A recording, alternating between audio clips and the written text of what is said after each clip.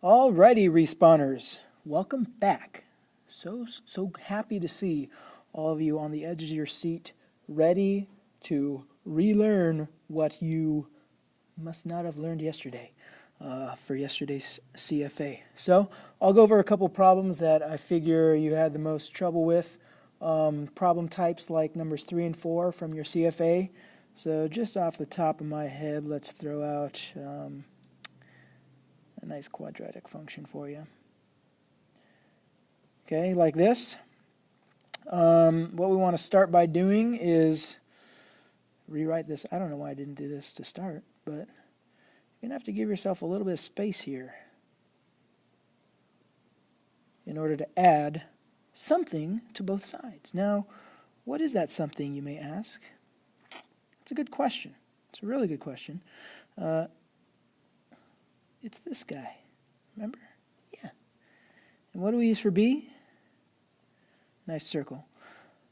But we are going to use 10 for b, meaning we're going to have something divided by 2 squared, and that something, of course, is 10. What is half of 10, you might ask? 5, obviously. And 5 squared is, of course, 25. So let's add 25 where? That's right, both sides. See, I can even hear you even though I'm not with you. I'm coming to you from beyond the grave. No, I'm not really dead, so don't worry. Okay.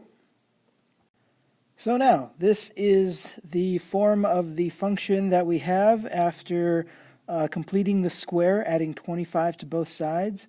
So let's just, number one, factor this beautiful perfect square trinomial. Obviously the square root of x squared is x, and we're going to add that to the square root of 25, which is 5, which is equal to the sum of 39 and 25, 64. Woo!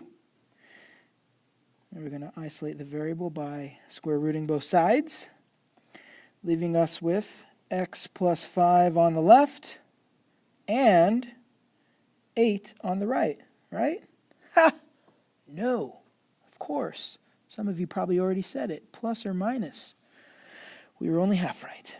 So let's finish off this problem by subtracting 5 to both sides. X will equal negative 5 plus or minus 8. X plus negative 5 plus 8 is positive 3. And negative 5 minus 8 is negative 13. Those are our two solutions. Yay!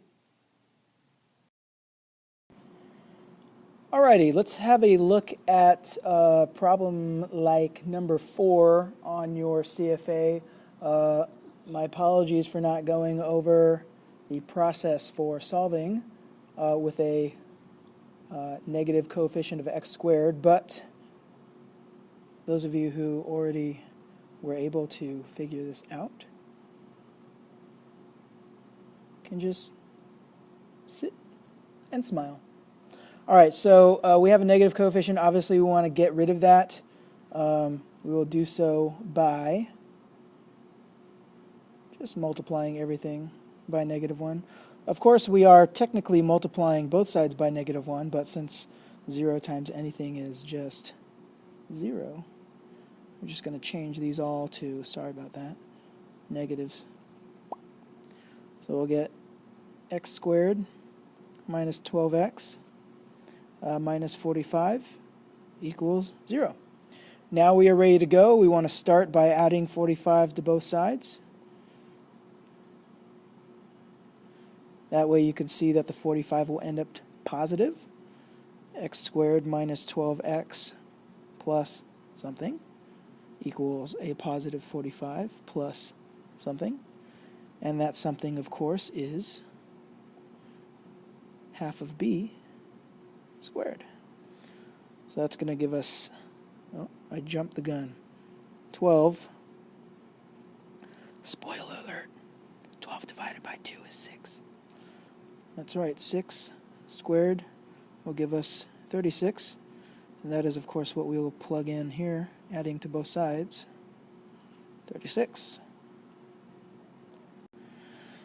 So this is what we have moving forward. We are going to factor the perfect square trinomial, that guy. Bring him down. Our sign will be negative. Square root of x squared is x. Square root of positive 36 is 6. Quantity squared. And, of course, 45 plus 36 will give us 70. Uh-oh. Psych. 81.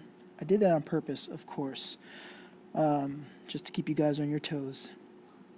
Square root both sides, leaving us with x minus 6 on the left. And I know I'm not even going to try to fool you guys this time. Plus or minus 9.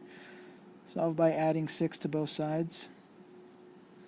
X will end up being 6 plus 9 and 6 minus 9, which is, of course, 15.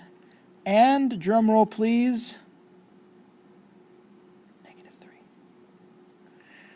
There you go. Hey, good luck, guys, on your respawn.